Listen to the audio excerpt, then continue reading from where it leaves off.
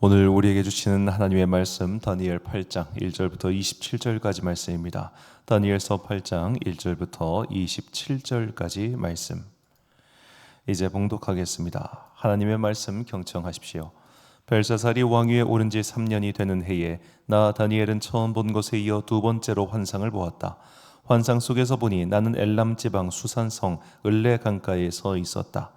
내가 눈을 들어보니 수장 한 마리가 강가에 서 있는데 그 수장에게는 뿔이 둘 있고 그 뿔이 둘 다 길었는데 한 뿔은 다른 뿔보다 더 길었다.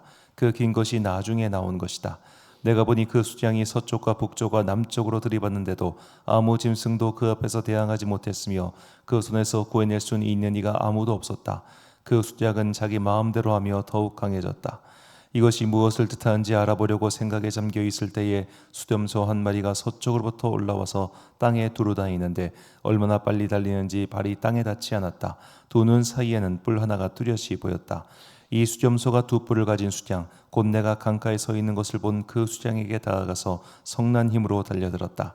내가 보니 그 수렴소가 수장에게 가까이 가서 몹시 성을 내며 그 수장을 쳐서 두 뿔을 부수어 버렸다. 그 수장은 수렴소와 맞서서 싸울 힘이 없었다.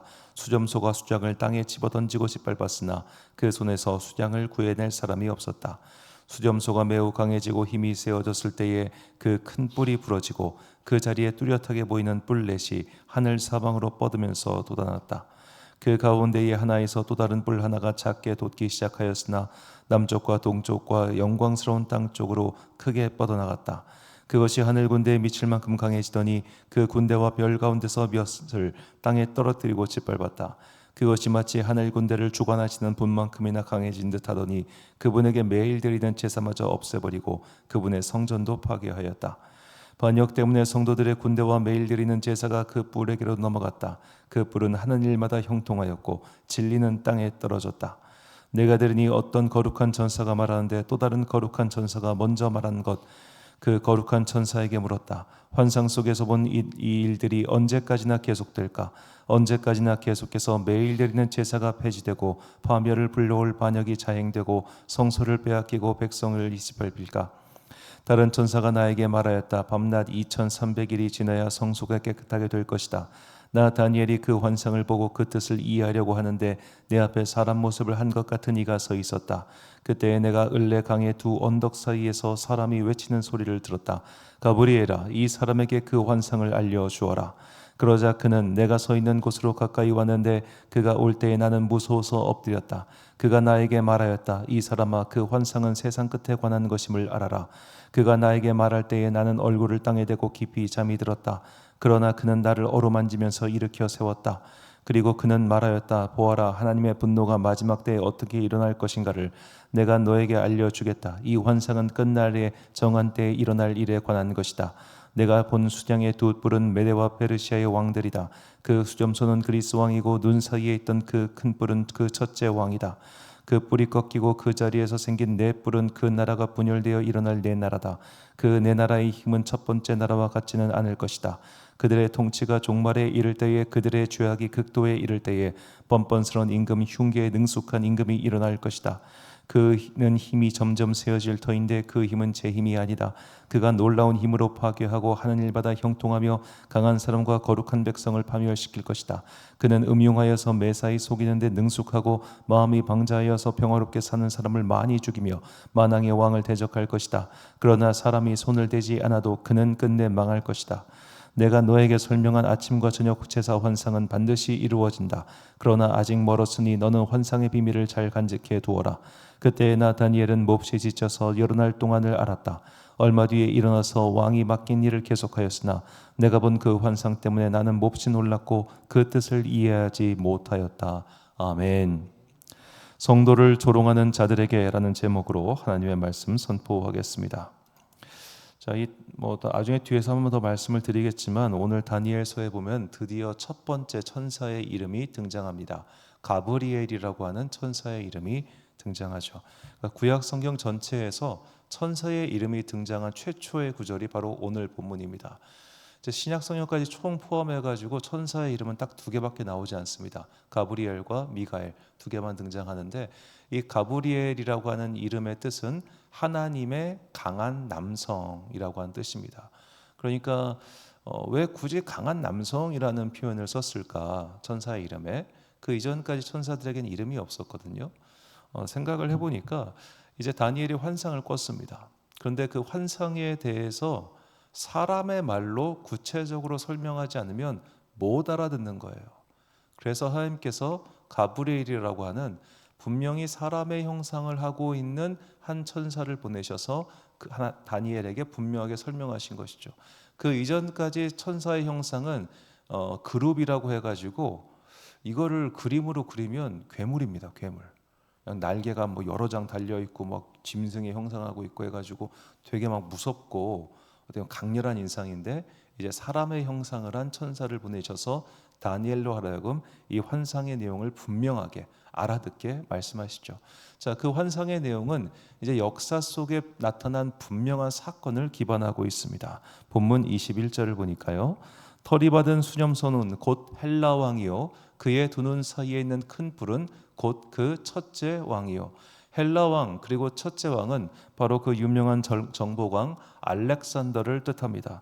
자, 알렉산더는 세계사에 유례가 없을 정도로 아주 빠른 속도로 이 지중해 세계와 페르시아와 그리고 인더스강 유역까지 정복한 정복왕이죠. 그래서 오늘 본문에 보면 그 수점소가 발이 땅에 닿지 않을 정도로 빨랐다라는 표현이 등장합니다. 그야말로 질풍노도의 기세로 이 지중해 세계를 정복하고, 그가 세계 정복가 어떻게 보면 페르시아까지 정복했을 때까지 나이가 33살입니다. 그러니까 33살에 죽거든요. 그리고 실제로 이제 그가 마케도니아 왕에 등극해가지고 여기까지 정복한 해의 연수를 합해보면 근한 10몇 년? 10년 년 만에 역사에 그 누구도 하지 못한 정말 전인미답의 경지에 이른 겁니다. 이 몽골의 기병이 이제 알렉산더보다 더 넓은 그 땅을 차지하긴 했지만, 이 몽골 기병과 알렉산더는 근본적으로 다른 게 있어요. 몽골 기병은 다 죽였습니다. 그냥 죽였어요. 포로고 뭐고 그냥 다 죽였어요. 왜냐하면 이게 유목민과 농경민족의 차이인데, 농경민족에게는 사람이 곧 노동력이고 자본이잖아요. 그러니까 포로를 살려둡니다. 그 땅을 경작하게 하려고. 그런데 유목민에게 자산은 사람이 아니라 짐승입니다. 사람은 있어봤자 입만 축내죠. 그러니까 다 죽였어요. 그러니까 이 유럽 사람들이나 그 중동의 사람들이 이런 애들은 처음 본 거예요. 보통은 포로로 잡거나 귀족들은 협상을 하는데 얘들은 협상도 안 해. 그리고 쓸고 가버려. 그러니까 야, 이건 정말 듣도 보도 못한 애들이다 해가지고 공포에 떨었다고 하는데, 자, 여하튼 간에 그런데도 이제 그때는 징기스칸이 자기가 이미 늙어가지고 자기가 간 게 아니라 그 여러 가지 이제 장수들을 보내가지고 장수들이 정복하고 다니는 거예요. 러시아부터 시작해가지고 오늘날 튀르키예 일대까지. 그러니까 왕이 직접 나서가지고 이 짧은 시기에 여기까지 간 사람은 알렉산더가 정말 유일무이한 사람입니다. 그러니까 대단한 사람이죠. 근데 이 알렉산더는 그 특징이 있었어요. 적어도 알렉산더에겐 뭐가 있었냐면은 다른 민족의 문화나 전통을 존중하는 마음이 있었습니다. 그것은 그가 이 알렉산더가 그의 전기를 보면 알렉산더가 가장 존경했던 인물이 페르시아의 고레스 왕이에요. 이 페르시아의 고레스 왕은 이제 그 나중에 바빌로니아를 무너뜨리고 등극하자마자 이 페르시아 산하에 있는 모든 민족들에게 각자의 고향으로 돌아가서 각자의 신에게 제사를 드려라라고 공포했던 인물입니다. 페르시아는 국교가 조로아스터교입니다. 조로아스터교라고 하는 명백한 유일신 신앙의 종교가 있음에도 불구하고 자기들의 종교를 강요하지 않고 피지배 계층에게 나름대로 자율적인 통치권을 준 게 페르시아라고 하는 나라입니다. 그래서 페르시아가 유대민족을 다스렸던 200년 동안 유대민족은 평안했어요. 그런데 이 헬라 제국이 와가지고 알렉산더가 쑥 쓸어갑니다. 일단 그때까지는 그래 통치자가 바뀌었나 보다, 우리 식으로 치기면은 뭐 대통령이 바뀌고 정권이 바뀌었나 보다 하고 별 탈 없이 지내고 있다가 이 알렉산더가 죽고 나서 그의 제국의 패권을 두고 그의 휘하의 장수들이 전쟁을 벌이기 시작합니다. 이 전쟁의 기간이 대략 한 7, 80년 돼요. 이 7, 80년 가까운 전쟁이 끝나고 나서 그의 제국이 4개의 나라로 나뉘는데, 이 4개의 나라 중에서 오늘날 중동 지역을 다스리던 나라가 셀류코스라고 하는 나라입니다. 이 셀류코스의 왕 중에 모든 왕이 다 제정신은 아니겠죠. 정말로 그 시대의 사람들이 볼 때도 미친 사람이 한 명 등장합니다. 안티오코스 에피파네스라고 하는 사람인데 그의 정식 이름은 안티오코스 4세입니다. 에피파네스라는 말은 헬라어로 신의 현현이다 해서 이게 자기가 지은 별명이에요. 나는 신이다라는 겁니다. 자, 최초로 자신을 가리켜 신이라고 칭한 왕으로서 헬레니즘의 열렬한 숭배자로 자세히 다스리는 모든 지역의 헬라화를 추진했던 사람입니다. 그래서 동시대 사람들이 그를 에피파네스가 아니라 쟤는 에피마네스, 미친 사람이다라고 불렀어요. 그가 이제 유대인 역사에서 아주 중요한 인물인 것은 최초로 유대인들을 정말 심하게 박해한 사람으로, 그는 이제 유대인들이 부정한 짐승으로 여기는 돼지의 피를 성전에다 뿌리고 안식일에 예배를 금지하고, 심지어 이제 유대인들과 전쟁을 치를 때 어떤 식으로 치르냐면 일부러 안식일에 그들을 공격하게 만들었습니다. 안식일에 저들은 아무런 노동도 하지 않으니까 저때 공격하면 쟤들은 아무런 손도 못 쓰고 다 죽을 거야 해가지고 그야말로 유대인들을 무시하고 모독하는 모든 일을 행한 사람이 안티오코스 에피파네스라고 하는 인물입니다. 자, 이 안티오코스 에피파네스는 그 이전까지, 그러니까 다른 지배계층과는 확연히 다른 사람이었습니다. 이것은 이제 이때부터, 이 헬라 제국 때부터는 유대인들을 다스리는 민족이 아예 우리로 치면 인종이 다른 게 돼버렸어요. 그러니까 보면 바벨로니아라고 하는 나라는 기본적으로 셈족입니다. 그러니까 이스라엘이든 바벨로니아든 셈족이었고, 그리고 아람어라고 하는, 우리식으로 치면은 아람어는 히브리어의 제주도 방언이라고 해야 될까요? 그러니까 뭔 말인지는 서로 알아들어요. 정확하게 그 단어와 몇 가지 다른 게 있긴 하지만 그래도 이렇게 말하면 아, 저 말이 무슨 뜻이구나라고 알아듣는 이웃 사촌 언어입니다. 그러니까 바벨로니아 사람들이 이스라엘 사람들을 침공했고 성전을 파괴하긴 했어요. 하지만 그들은 그래도 최소한 저들을, 유대인들이나 이스라엘 사람들을 적으로서 대우했습니다. 그렇기 때문에 적의 포로였던 다니엘을 고관으로 등용한 거예요. 그러니까 사람 대접을 해줬다는 겁니다, 최소한. 그런데 헬라 제국은 아니었어요. 유대인들을 야만인 취급합니다. 그때부터 그들의 문화, 신앙 모든 것들을 비방하고 조롱합니다. 쟤들 문화를 봐, 쟤들은 야만인이야. 어떻게 저런 걸 아직도 할 수가 있어? 야, 뭐 제사를 드린다는데 피로, 더러워, 비위생적이야. 이렇게 하면서 그들이 가지고 있는 모든 문화, 모든 예배의 양식을 야만인적으로 취급하고 하나도 존중하지 않았어요. 이게 헬라인들과 로마인들의 특징이었습니다. 그래서 유대인들이 200년 동안 페르시아 제국 치하에서는 평안하게 있다가 그야말로 헬레니즘과 로마 제국 때는 그 예수님 때까지 아주 격렬한 반대 운동을 한 거예요. 이들은 우리를 사람 취급하지 않으니까, 이들은 우리를 무조건 무시하고 조롱하니까 그야말로 쟤들은 우리와 대화할 생각이 없구나, 쟤들은 그저 우리를 무시하고 조롱하는구나 라고 해서 이 말씀과 그리고 세상살이의 어떻게 보면 기조가 바뀐 겁니다. 바벨로니아는 하나님의 심판의 도구였습니다. 그래서 그들이 성전을 파괴했고 그들에 대한 원망의 마음도 있었지만 그 원망의 마음이 길진 않았어요. 우리가 잘못해서 맞을만 했구나. 그런데 헬라인서부터는 그러지 않습니다.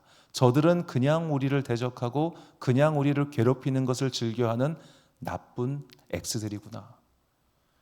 그런데 이 나쁜 놈들을 우리가 이길 방도가 없는 거예요. 자, 본문 11절과 12절 말씀을 보니까 또 스스로 높아져서 군대의 주제를 대적하며 그에게 매일 드리는 제사를 없애버렸고 그의 성소를 헐었으며 그의 악으로 말미암아 백성이 매일 드리는 제사가 넘긴 바 되었고 그것이 또 진리를 땅에 던지며 자의로 행하며 형통하였더라. 형통한 게 문제입니다. 너무 셉니다. 하는 일마다 잘되고 강했습니다. 하나님의 성전을 모독하고 예배드리는 우리를 조롱하는데도 우리가 어찌할 도리가 없는 거예요. 자, 이렇게 하나님의 성도들을 조롱하고 비방하고 그 믿음의 모든 것들에 대해서 야만적이고 무식한 행위로 취급하는 그들에 대해서 이제 하나님께서 직접 나서서 내가 그들을 대적해 주겠다라고 약속하시는 게 오늘 본문의 핵심입니다. 본문 19절과 25절 말씀을 보니까 이르시되 진노하시는 때가 마친 후에 될 일을 내가 내게 알게 하리니 이 환상은 정한 때 끝에 관한 것임이라. 그가 꾀를 베풀어 제 손으로 속임수를 행하고 마음에 스스로 큰 채하며 또 평화로운 때에 많은 무리를 멸하며 또 스스로 서서 만왕의 왕을 대적할 것이나 그가 사람의 손으로 말미암지 아니하고 깨지리라. 자, 환상은 정한 때 끝에 관한 것이라. 즉 이 헬라 제국, 이 셀류코스 왕조의 끝이 올 것이고 그들의 끝은 바로 내가 그들을 깨뜨릴 거야 라고 그들의 끝을 정해주시고 알려주시는 것이죠. 이 끝에 관한 말씀은 비단 그 역사의 한때 있었던 이스라엘과 유대민족의 대적자였던 헬라 제국에 대한 것뿐만 아니라 오늘날 우리의 믿음을 조롱하고 비방하는 모든 자들에게도 하시는 동일한 말씀이라는 것을 잊어서는 안 될 것입니다. 우리는 참 우리의 믿음이 조롱받는 시대에 살고 있습니다. 물론 무식하니까 이해를 하겠습니다. 그들이 우리 조롱하는 거 모르니까 그런다고 칠 수 있습니다. 최근에 이제 통일교가 좀 사회면에 많이 등장하고 있죠. 어떤 정치적인 문제 때문에. 그래서 이제 그쪽 진영에서 주로 보시는 어떤 유튜브 채널, 실시간 시청자가 10만 명이 넘는 아주 대단한 채널인데, 그 채널에서 이제 통일교 특집으로 해가지고 어떤 통일교와 정권의 유착 뭐 이런 거에 대해서 막 얘기를 해요. 그런데 이제 지금 세대만 해도 통일교에 대해 들어본 적이 없는 거예요. 그러니까 이 댓글에 제가 충격적인 댓글이었습니다. 그래도 정확하게 그래도 기독교가 사회에 끼친 해악보다 통일교가 낫지라고 누가 댓글에 달아놓은 거예요. 너무너무 어이가 없었습니다.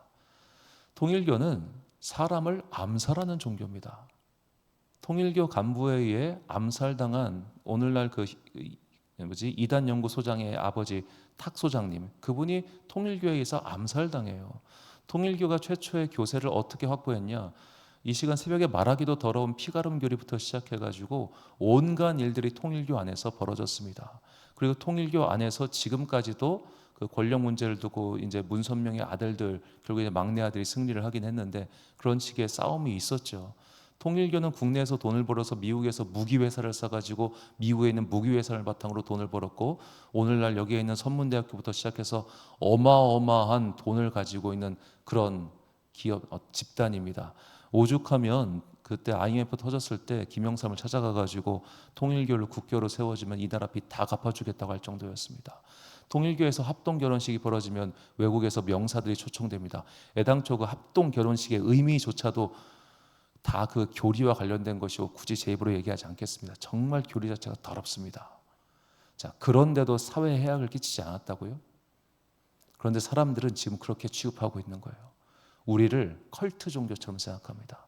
쟤들은 아직도 창조론을 믿는 미개인한 사람들, 아직도 하나님이 세상을 창조했다고 믿고 있는 그런 무식한 아이들, 아직도 저희 가서 뭐 하는 거야 이상한 사람들, 그렇게 그냥 우리의 이야기, 우리가 행한 일들에 대해서 알려고도 하지 않고, 물론 사실 대한민국 근대사를 공부한 최소한의 지성인이라면 한국 기독교가 이 사회에 끼친 그 선한 영향력을 알아요. 인정해요. 다만 그것을 내가 믿지 않을 뿐이지, 그럼에도 불구하고 애당초 그런 쪽에 관심도 없고 지성도 떨어지는 사람들은 그냥 그런 거 보고 조롱하고 비방하는 게 이제는 도를 넘어서도 한참 넘어섰구나라는 생각을 많이 합니다.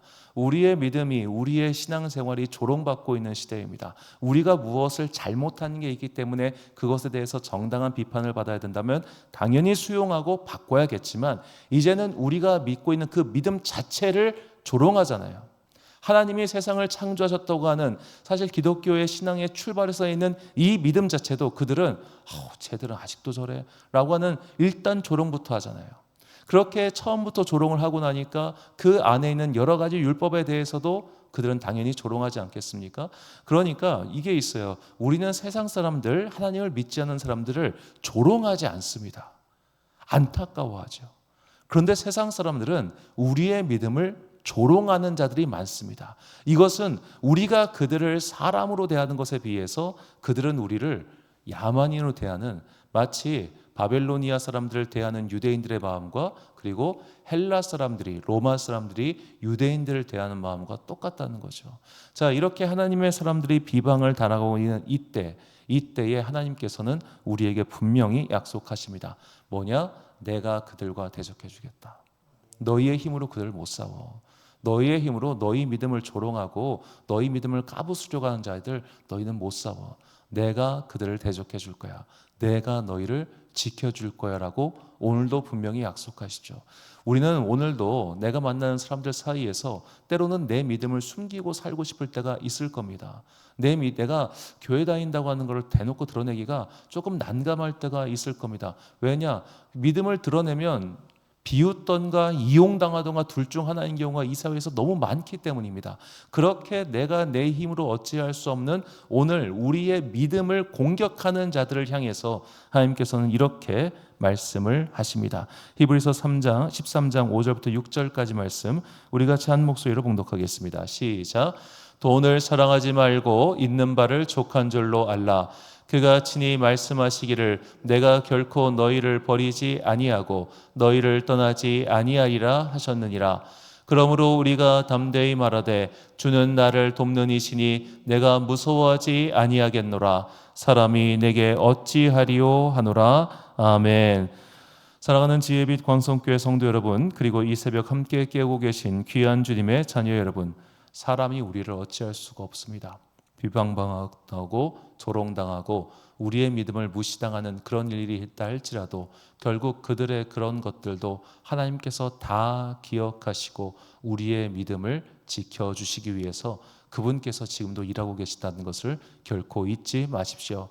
세상의 권세 잡은 자들의 일시적인 승리 때문에 좌절하거나 낙심하지 마시고 오늘도 나와 함께 하신 하나님, 내가 믿음을 지키기로 결단하였을 때 나에게 믿음을 지킬 수 있는 힘을 주시는 그분을 신뢰하시고 오늘도 누군가가 볼 때는 이상한 것, 누군가가 볼 때는 조롱받을 만한 것, 누군가가 볼 때는 시대에 뒤떨어지는 그 믿음이라고 하는 하나님의 율법이라고 하는 가치를 붙들고 끝내 싸워 믿음의 면류관을 취하는 여러분과 제가 되시기를 주님의 이름으로 축원합니다. 기도하겠습니다. 사랑과 은혜가 풍성하신 아버지 하나님, 어쩌면 믿지 않는 사람들은 이렇게 새벽에 이른 시간 나와서 기도하는 우리를 조롱할지도 모릅니다. 그 시간에 엎어져 잠이나 잘 것이지 저게 뭐하는 짓이냐라고 조롱할 겁니다. 하나님께 내가 돈의 지배를 받지 않기 위하여 내가 가진 것 중에 일부를 드릴 때에 세상 사람들은 조롱할 것입니다. 쟤는 아직도 교회에 헌금하고 있냐? 세상 사람들은 조롱합니다. 아직도 쟤들은 진화론을 믿지 않고 창조론을 믿고 있냐? 쟤들은 아직도 하나님이라고 하는 존재가 살아있어가지고 우리를 지키고 있다고 그렇게 믿고 있냐? 차라리 귀신을 믿지 무당을 믿지라면서 그렇게 우리를 조롱합니다. 주님, 우리는 어쩌면 이제 조롱받는 거에 익숙해진지도 모릅니다. 믿음을 공격하는 자들에게 말 한마디 뻥끗하지 못하고 그저 답답하게 침묵하고 있는 것에 익숙해졌는지도 모릅니다. 주님, 우리의 힘으로 우리의 믿음을 지킬 수 없사오니 이 시간 우리 가운데 성령의 뜨거운 임재를 내려주셔서 살아계신 하나님을 굳건히 믿게 하시고 그 살아계신 하나님께서 오늘도 당신의 자녀들을 지켜주고 계신다고 하는 분명한 진리를 깨닫게 하여 주옵소서. 먼저 우리의 영적인 눈을 열어주시고 우리의 영의 귀를 열어주사 오늘도 나에게 말씀하신 하나님의 음성을 듣게 하시고 오늘도 나의 곁에서 나와 함께 동행하시는 하나님의 천사들의 모습을 보게 하여 주옵소서. 오늘도 하나님께서는 당신의 자녀들에게 꿈과 환상과 말씀으로써 인도하고 계십니다. 그 선하신 하나님의 인도하심에 힘입어 이 험한 세상 어두운 세상 가운데서 빛이신 예수 그리스도의 길을 굳건히 따라가는 주님의 거룩한 자들 되게 하여 주옵소서. 한 주간의 업무를 마치는 금요일입니다. 오늘도 각자의 삶의 자리에서 열심히 살아가는 당시의 자녀들에게 복과 은혜를 내려주시고 어려운 일 있을 때마다 마음 상한 일 있을 때마다 그들의 마음을 어루만져 주옵소서. 오늘 하루도 참 좋으신 우리 주님의 은총과 평강이 모든 주의 자녀들과 함께 하시기를 간절히 소망하오며 이 모든 말씀 우리 구주 예수 그리스도의 이름으로 기도드립니다. 아멘. 오늘의 기도 제목입니다. 세상의 조롱과 비방, 온갖 트집잡기에도 불구하고 하나님께서는 당신의 자녀들이 당하는 고난을 잊지 않으십니다. 창조주이시며 살아계신 하나님을 모욕하는 이들의 말 따위에 흔들리지 말고 하나님의 편을 지키시는 주님의 권능을 확실히 체험하게 해달라고 기도하십시오. 오늘 주신 기도의 제목 가지고 기도와 묵상에 힘쓰는 하루 되시길 바랍니다. 기도하겠습니다.